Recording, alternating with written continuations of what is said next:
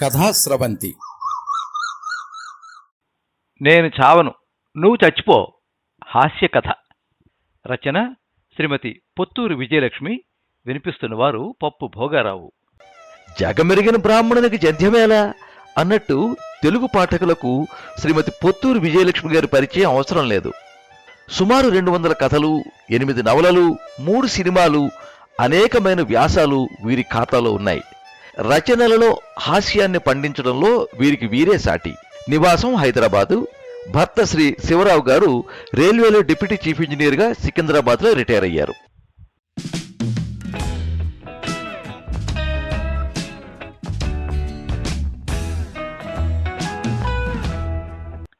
నాకు బతకాలని లేదు. సరే, ఏమిటి సరే అని వెంటనే సమాధానం చెప్పేశావు. నేను చెప్పింది సరిగ్గా విన్నావా? నాకు చావాలని ఉంది. ఆ మాటే చెప్పావు కదా. బతకాలని లేదంటే చావాలని ఉందేనే కదా అర్థం. చిన్నపిల్లలు తెలుగు పాఠంలో పర్యాయ పదాలు వల్లివేసినట్టు మళ్ళీ చెప్పటం ఎందుకు? నేను చచ్చిపోతానంటే నీకు చీమ కుట్టినట్లయినా లేదా? ఇది మరీ బాగుంది. నీ జీవితం నీ ఇష్టం. చావాలనుకుంటున్నావు, నాకెందుకు చీమా దోమ కుట్టినట్టు ఉండడం? చెట్టంత మనిషి చచ్చిపోవాలనుకుంటే బాధగా లేదు నీకు? నన్ను చంపుతానంటే బాధ గాని నువ్వు చస్తానంటే నాకేం బాధ? నేను చావడానికి కారణం ఏమిటి తెలుసుకుందామని కుతూహలమైనా లేదా? తెలుసుకుని మాత్రం ఏం చేస్తాను? మహాముండివాడివి నువ్వు. నేనే సర్దుకుపోవాలి మరి. నిజం చెప్పాలి అంటే నేను చచ్చిపోవడానికి ఇది అని కారణం లేదు. అయితే మరీ మంచిది. ఏదైనా బలమైన కారణం ఉంటే అప్పుల బాధకు తట్టుకోలేక రైతు ఆత్మహత్య, భార్య అక్రమ సంబంధం పెట్టుకుందని భర్త ఆత్మహత్య, పరీక్షలో మంచి మార్కులు రాలేదని విద్యార్థి ఆత్మహత్య అని ప్రపంచానికి తెలిసిపోతుంది. ఇలా కారణం లేకుండా చచ్చిపోతే జనానికి మంచి చేసినవాడు అవుతావు. నువ్వెందుకు చచ్చిపోయావో తెలియక బుర్రలు బద్దలు కొట్టుకుంటారు. వాళ్ళకి కాస్త కాలక్షేపం కలుగజేసిన వాడివి అవుతావు. కారణం లేదు అంటే 1, 2 కాదు, చాలా కారణాలున్నాయి. మరిహనే అధికస్య అధికం ఫలం. ఏమిటి ఆ కారణాలను అడగచ్చుగా? అడగకపోయినా నువ్వు చెప్తావుగా. మా నాన్న ఉన్నాడా? ఏమో, నాకేం తెలుసు. ఉన్నాడు. సరే, ఉన్నాడు. తెలుసుగా. ఆయన తిక్క మనిషి. నాకెలా తెలుస్తుంది మీ నాన్న ఎలాంటివాడో? ఇప్పుడు నేను చెప్తున్నానుగా, తెలుసుకో. చాలా తిక్క మనిషి. తనకు తోచదు, ఇంకొకటి చెబితే వినడు. ఇప్పటికే 20 ఎకరాల పామాయిల్ తోటలున్నాయి. ఇంకో 20 ఎకరాల తోట కొంటానంటాడు. అమ్ముతానంటే ఏడవాలి గాని కొంటానంటే నీకేం కష్టం? నాకు కాక ఇంకెవరికి? ఆయనకే కొని పారేస్తాడు. తర్వాత తలనొప్పంతా నాది. వద్దయ్యా మగడా, దాని బదులు బంజరు భూమి కొని ఓ కంచి వేసి పడేస్తే దానంతా అదే పెరుగుతుంది. కొన్నాళ్ళు పోయాక విల్లా ప్లాట్లు చేసి అమ్మితే కోట్లు వస్తాయని ఎంత చెప్పినా వినిపించుకోడే. నువ్వు చెప్తే వినకపోతే మీ అమ్మ చేత చెప్పించు.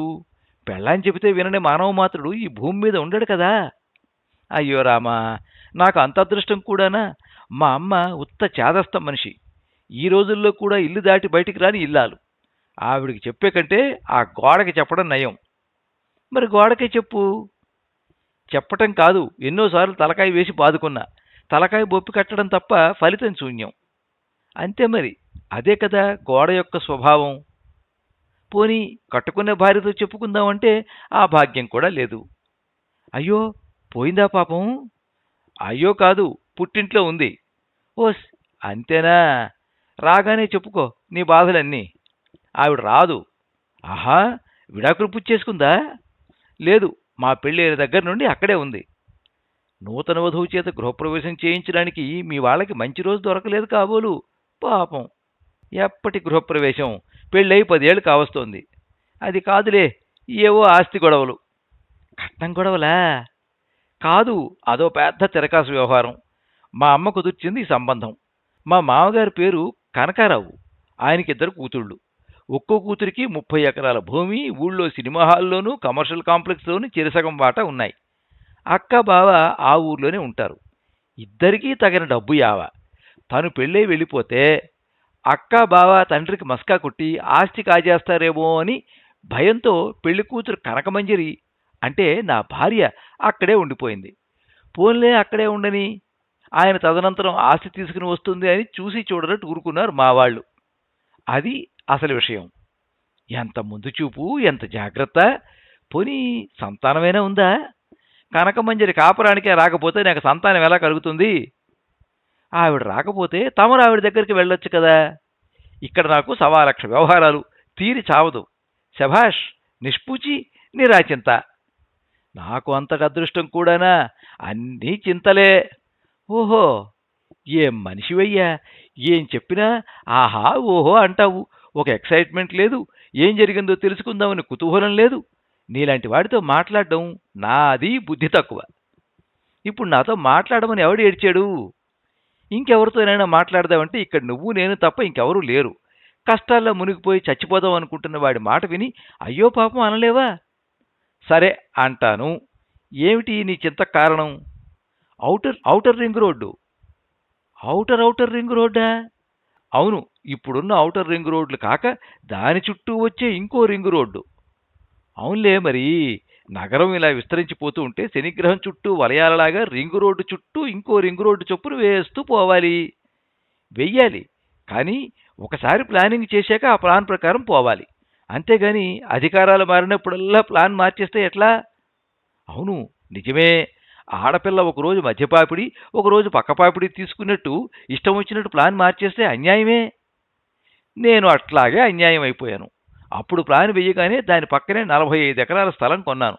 తీరా ఇప్పుడు మారుస్తామంటున్నారు. మారిస్తే ధరలు పడిపోవు, నేనే గంగలో దూకను.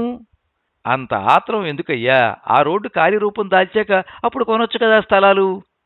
అప్పటిదాకా ఆగితే ధరలు ఆకాశానికి అంటుతాయి, మనం కొనలేము. ఓహో, అంతేలే.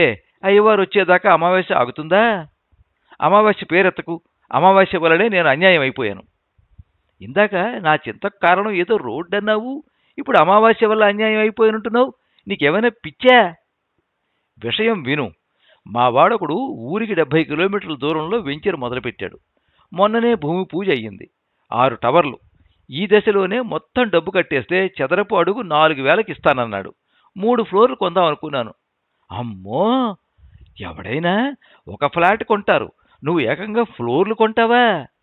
ఎక్కడా నా బొంద. 14, 15, 16 అంతస్తులు కొందాం, అడ్వాన్స్ కట్టి బ్లాక్ చేసుకుందాం అనుకున్నాను. మా అమ్మ అడ్డుపడింది. రేపు అమావాస్యరా, పంచమి నాడు ఇవ్వు అడ్వాన్సు అంది.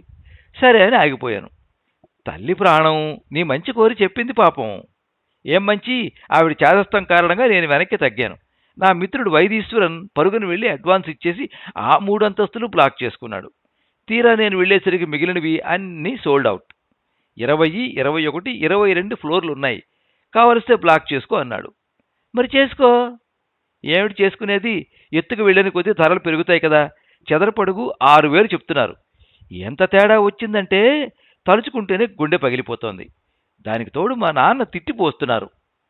ఇలా దెబ్బ మీద దెబ్బ తగులుతూ ఉంటే తట్టుకోవడం కష్టం కదా. జీవితం మీద విరక్తి పుట్టి ఆత్మహత్య చేసుకుందామని ఇటొచ్చాను. అదా నీ బాధ? అవును, మరి నువ్వెందుకు వచ్చావు? సూసైడ్ పాయింట్కి ఎవరైనా ఎందుకు వస్తారు? చావడానికి. నేను అందుకే వచ్చాను. నీకు కూడా కష్టాలు వచ్చాయా? అమ్మయ్యా, వచ్చిన దగ్గర నుంచి నీ సొద చెప్పడం తప్ప నా గురించి ఒక్క ముక్క అడగలేదు. పోలే, ఇప్పుడు అడిగానుగా, చెప్పు. మాది చాలా పేద కుటుంబం. చాలా కష్టపడి నన్ను చదివించారు మా అమ్మ నాన్న. డిగ్రీలో మంచి మార్కులే వచ్చాయి, కానీ ఉద్యోగమే రాలేదు. ప్రభుత్వం వారు వేల కొద్దీ ప్రభుత్వ ఉద్యోగాలు ఇస్తామని చెబుతూ ఉంటే వాటి కోసం కోచింగులు తీసుకోవడం ప్రారంభించాను. పరీక్షలు పెట్టారు, రాశాను. ఫలితాలు రాకముందే ఏవో మోసాలు జరిగాయని గ్రహించి పరీక్షలు క్యాన్సిల్ చేసేశారు. అవును, నేను పేపర్లో చదివాను. అది పోతే పోయింది. అప్పుడే కానిస్టేబుల్ ఉద్యోగం కోసం ప్రకటన వెలువడింది. దరఖాస్తు చేసుకుని చదవడంతో పాటు పరుగు కూడా ప్రాక్టీస్ చేయడం మొదలుపెట్టాను. ఆ పరీక్షకు అదే కదా ముఖ్యం. మంచి పని చేశావు. 4 రోజులు పరిగెత్తేసరికి రోడ్డు మీద కుక్క నా వెంటపడి పిక్క మీద కరిచింది. కుక్క కరిచిందా? పాదచారులు ఊరకుక్కల బారిన పడకుండా తీసుకోవలసిన జాగ్రత్తలు అని అన్ని పేపర్లలోనూ వేశారు. నువ్వు చదవలేదా? నేను చదివాను, కానీ ఆ కుక్క చదివినట్టు లేదు. నేను కదలకుండా నుంచుని దాని కళ్ళలోకి చూసినా అది నా కళ్ళలోకి చూడకుండా నా మీద పడి కరిచేసింది. గాయమైందా? చాలా పెద్ద గాయం. హాస్పిటల్లో వారం రోజులున్నాను. పూర్తిగా కోలుకోవడానికి 2 నెలలు పట్టింది. ఓ, అయితే మరి కానిస్టేబుల్ పరీక్షకు వెళ్ళలేదా? లేదు, నడవడమే కష్టంగా ఉన్న పరిస్థితులు, పరిగెత్తడం అసాధ్యం కదా. అయ్యో పాపం, మళ్ళీ ఎప్పుడొస్తాయి కానిస్టేబుల్ పరీక్షలు? ఎప్పుడొచ్చినా నాకేమీ లాభం లేదు. గవర్నమెంట్ ఉద్యోగాలకి నా ఏజ్ బార్ అయిపోయింది. అందుకే విరక్తి చెంది చచ్చిపోదామని సూసైడ్ పాయింట్కి వచ్చాను. మరైతే ఇద్దరం కలిసే దూకేద్దాం, సరేనా? ఉండు, ఇప్పుడిప్పుడే నాకు మా కృష్ణారావు చెప్పిన మాటలు గుర్తుకొస్తున్నాయి. మధ్యలో కృష్ణారావు ఎవడు? నా మిత్రుడు. నా జీవితం అతని జీవితం ఒకేలా నడుస్తున్నాయి. నాలాగే అతను కూడా పోటీ పరీక్షలు రాశాడు. కానిస్టేబుల్ పరీక్షకి అతను ప్రిపేర్ అయ్యాడు. నాకు కుక్క కరిస్తే అతనికి కాలు విరిగింది. అతని పేరు నిజానికి నిత్యానందరావు అయ్యుండాలి. ఎన్ని కష్టాలున్నా చిద్విలాసంగా ఉంటాడు. నేను జీవితం మీద విరక్తి పెంచుకుంటే నాకు సలహా చెప్పాడు. ఏమని? మన దేశంలో మనం అనుకున్నట్లు కాకపోయినా ఏదో విధంగా బతకడం సాధ్యమే. కాయకష్టం కూడా చేయకుండా జీవనం సాగించవచ్చు. నిత్యం అన్నదానం చేసే పుణ్యాత్ములు బోలెడంతమంది ఉన్నారు. కాబట్టి తిండి సమస్య లేదు. ఏ మీటింగులోనో పాల్గొంటే ఎంతో కొంత చేతుల్లో పెడతారు. ఏదైనా దీక్ష తీసుకుంటే ఒక మండలం కాలం గడిచిపోతుంది. ఉద్యోగాలు ఇవ్వకపోతే నిరుద్యోగ భృతి ఇస్తారేమో ప్రభుత్వం వారు. ఇలా కొంతకాలం గడిపితే వృద్ధాప్య భృతి తీసుకునే అవకాశం ఏర్పడుతుంది. కాబట్టి నేను చచ్చినా చావను అని చెప్పాడు. అప్పుడు నాకు వాడి మాటలు నచ్చలేదు. కానీ ఇప్పుడు ఆలోచిస్తుంటే వాడు చెప్పింది నిజమే అనిపిస్తోంది. ఆదర్శం, ఆత్మాభిమానం, ఆవకాయ పచ్చడి అనే చేదస్తాలు పెట్టుకున్నాను. నిన్ను చూశాక నాకు జ్ఞానోదయం అయ్యింది. నీ సమస్యలతో పోల్చుకుంటే నా సమస్యలు చిన్నవే. అయితే మరి చావవా? చావను, వెనక్కి వెళ్ళిపోతాను. మరి నేనో? నీలాంటి వాళ్ళ కష్టాలు జన్మలో తీరవు. కాబట్టి నువ్వు చచ్చిపో.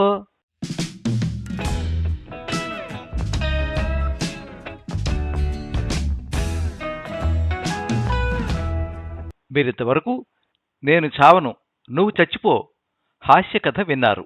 రచన శ్రీమతి పొత్తూరి విజయలక్ష్మి. వినిపించిన వారు పప్పు భోగారావు. ఈ కథ ఆదివారం ఆంధ్రజ్యోతిలో ప్రచురించబడింది. ఈ కథ మీద మీ అమూల్యమైన అభిప్రాయాన్ని కింద కామెంట్ బాక్స్లో రాయండి. ఈ వీడియోని లైక్ చేయండి, మీ మిత్రులందరికీ షేర్ చేయండి. ఇలాంటి మరిన్ని మంచి కథలు వినిపించడానికి ఈ ఛానల్ని సబ్స్క్రైబ్ చేసుకోండి. పక్కనే ఉండే బెల్ ఐకాన్ని క్లిక్ చేస్తే ఇలా అప్లోడ్ చేసే వీడియోల వివరాలన్నీ కూడా మీకు ఎప్పటికప్పుడు నోటిఫికేషన్ ద్వారా తెలుస్తాయి. ఎప్పుడు మీ అభిమానాన్ని కోరుకునే పప్పు భోగారావు. సర్వే జనాః సుఖినో భవంతు. కథా స్రవంతి.